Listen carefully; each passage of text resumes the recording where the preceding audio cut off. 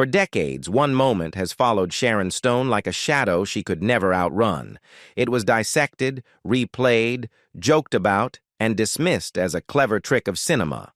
But what most people never questioned was whether that moment was ever meant to exist the way the world saw it. Sharon Stone carried that truth quietly for years, until she finally spoke. And when she did, it forced Hollywood to confront a reality many preferred not to believe. Before the scene, before the storm, long before the world reduced Sharon Stone to a single moment on screen, her life had already been shaped by hardship, discipline, and survival. Born in a small industrial town in Pennsylvania, she grew up far from the glamour that would later define her public image.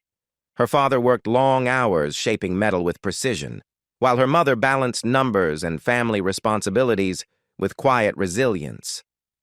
Sharon stood out early, not because of beauty, but because of intellect.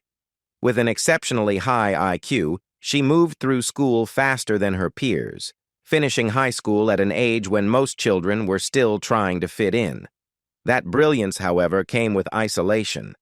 Being different made her a target, and loneliness became an early companion. Physical trauma arrived young. A childhood neck injury sent her to the hospital, followed years later by a violent horseback accident that left lingering pain and fear. These experiences taught her something essential before fame ever entered the picture. Life could change in an instant, and survival was never guaranteed. By the time she left home for college, and later New York, she carried both ambition and an understanding of fragility. Modeling opened the first door, but it was never enough. She wanted a voice, not just a face. Hollywood, however, was unforgiving. Casting rooms rejected her relentlessly, often telling her she wasn't the right kind of beautiful or not sexy in the way they wanted. She took whatever work she could find, from brief appearances in films to television roles that barely left an impression. Years passed this way.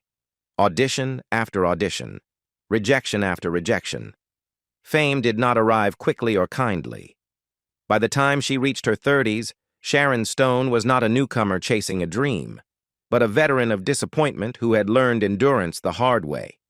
She had worked on action films, thrillers, and supporting roles that critics dismissed, but each one sharpened her instincts. When the script that would change her life finally crossed her path, she understood the stakes immediately. This was not just another role. It was an opportunity that could either elevate her or erase her completely. When she walked into the audition for a psychological thriller centered on power, sexuality, and control, she knew she was competing against names far more famous than hers. What she had instead was preparation forged by years of being underestimated. She did not play the role cautiously. She played it with intelligence, confidence, and an unsettling calm that made the room pay attention. Against the odds, she was chosen. What Sharon could not have known then was that this role would not only redefine her career, but would attach her name forever to a scene that the world would obsess over, misunderstand, and argue about for decades. And long before audiences debated whether it was real, Sharon Stone was already walking toward a moment that would cost her far more than anyone realized. The scene that changed everything. By the time filming began, Sharon Stone understood that the story she was stepping into was dangerous by design. The character she was playing was not meant to be safe, likable, or comforting. She was meant to dominate every room she entered. The interrogation sequence sat at the center of that intention. It was written as a psychological battle, a room full of men attempting to control a woman who refused to be intimidated. On the page, it was already provocative. On set, it became something else entirely. According to Sharon Stone, the filming of that scene unfolded under circumstances she did not fully understand at the time. She has stated that during setup, she was told her underwear was catching the light and disrupting the shot. The solution, she was told, was simple. Remove it.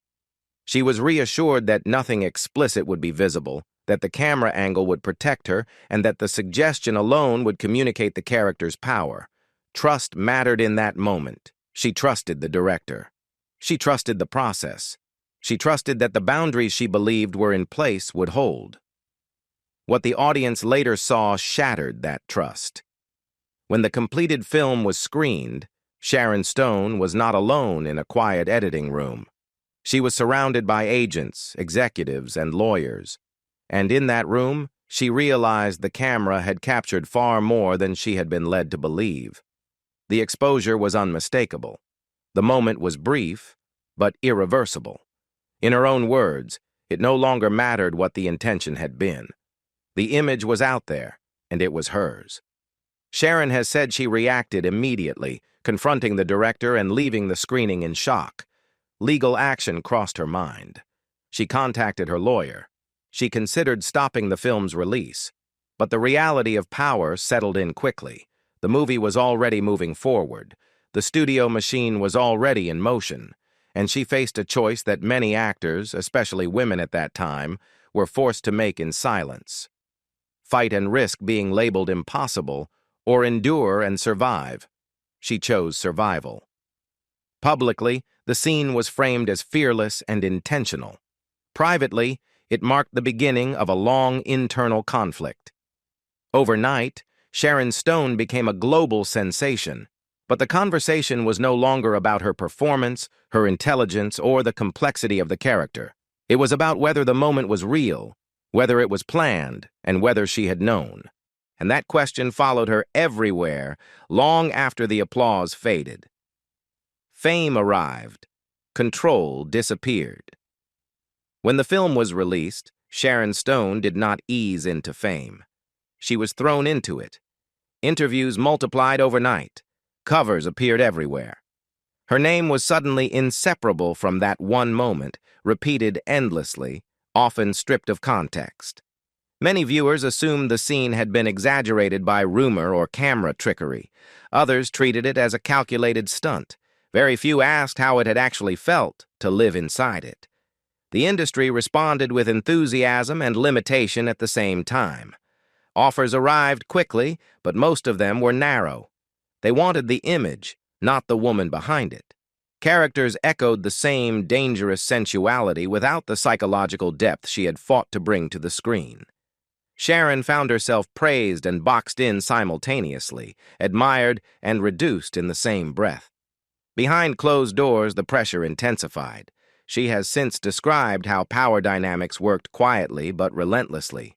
Producers pushed boundaries, lines blurred.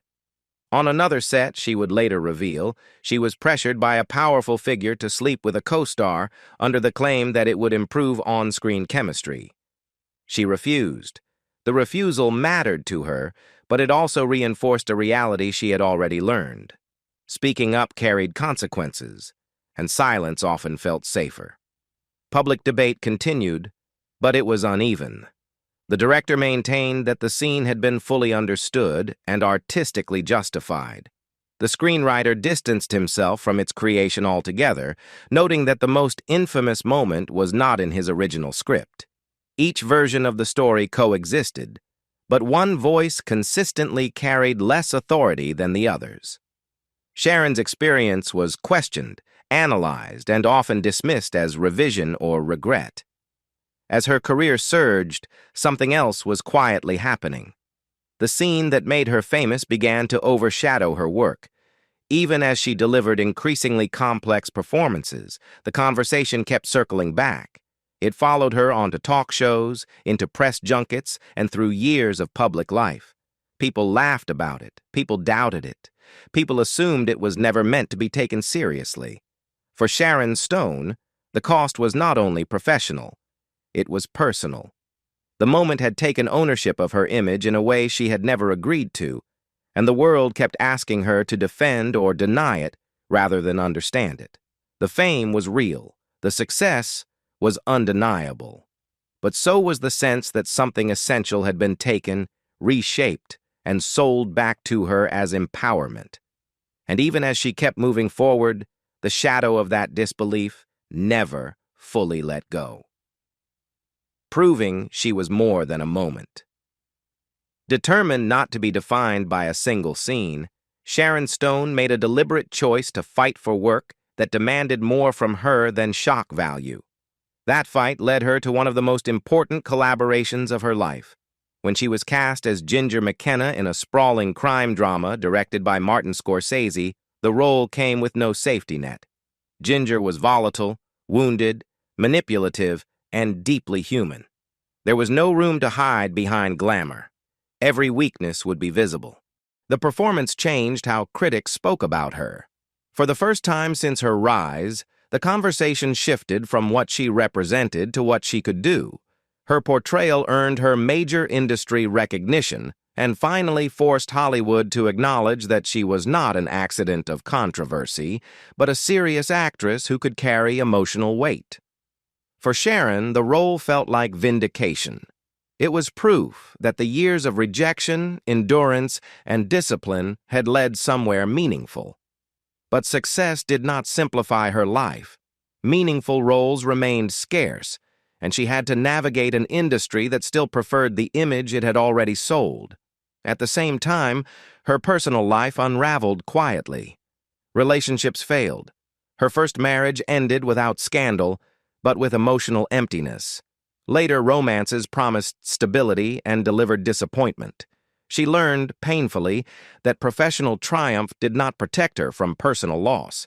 Then her body betrayed her in a way no career setback ever had. A catastrophic brain hemorrhage struck suddenly, leaving her with almost no chance of survival. For days, she hovered between life and death. When she survived, the cost became clear. Her ability to read, walk, and speak was damaged. Recovery was slow and isolating. While she fought to reclaim basic functions, Hollywood moved on without waiting. The woman who once commanded rooms now had to relearn how to stand in one. Scripts stopped coming. Savings drained. The industry that had celebrated her resilience had little patience for vulnerability. The disbelief that once surrounded a single scene now echoed in a different form. Many assumed she was finished, but survival had already been written into her life long before fame. She did not disappear. She adapted. Loss, silence, and the weight of survival. As Sharon Stone rebuilt her health, her personal life collapsed in parallel.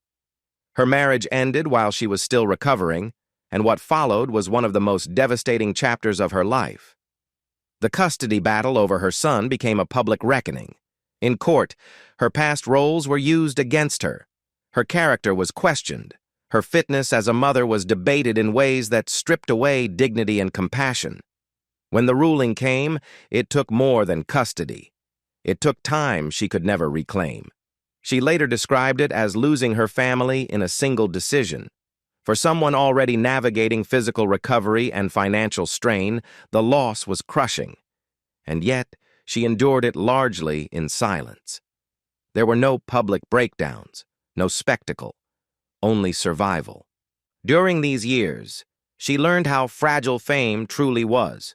Money vanished quickly under legal and medical pressure. Friends disappeared. Invitations stopped. The woman once considered untouchable found herself alone, rebuilding from the ground up. But something else emerged in that isolation. Clarity. She began speaking openly about survival, illness, and the way systems fail people when they are most vulnerable. She refused to pretend she was unchanged. Instead, she let the scars exist. This honesty reshaped how people began to see her, not as an icon frozen in time, but as a human being who had paid the full cost of endurance. The disbelief that once surrounded a scene now felt insignificant compared to the reality she had survived. Her story had become larger than controversy. It was about loss, resilience, and the quiet courage required to keep going when applause is gone. Telling the truth on her own terms. Years later, Sharon Stone chose to tell her story herself. When her memoir was released, it did not soften the past or package pain neatly. It addressed trauma directly, from childhood abuse to exploitation, from medical betrayal to professional silencing. She spoke about moments people had laughed at, doubted, or ignored. She did not ask for permission. She did not ask to be believed. She simply told the truth as she lived it. The book reframed the infamous scene in a larger context. It was no longer an isolated incident, but part of a system where power often outweighed consent and silence was expected. By placing that moment alongside her health battles, personal losses, and survival, she reclaimed ownership of a narrative that had been taken from her decades earlier. Today, Sharon Stone lives differently. She paints, she raises her children, she chooses projects carefully, she appears publicly without needing to explain herself. The industry that once doubted her reality now listens more closely, because time has revealed patterns that were once dismissed. The scene that nobody believed was real has become symbolic, not because of what it showed, but because of what it revealed. It exposed how easily stories are rewritten when power controls the lens. Sharon Stone did not change history. She endured it long enough to tell it. And in doing so, she transformed disbelief into something quieter, heavier, and far harder to ignore. Do you think the industry would have listened sooner if her story had been told today instead of decades ago? Share your thoughts in the comments, and if this story moved you, don't forget to like, subscribe, and stay with us for more untold stories behind Hollywood's most misunderstood moments.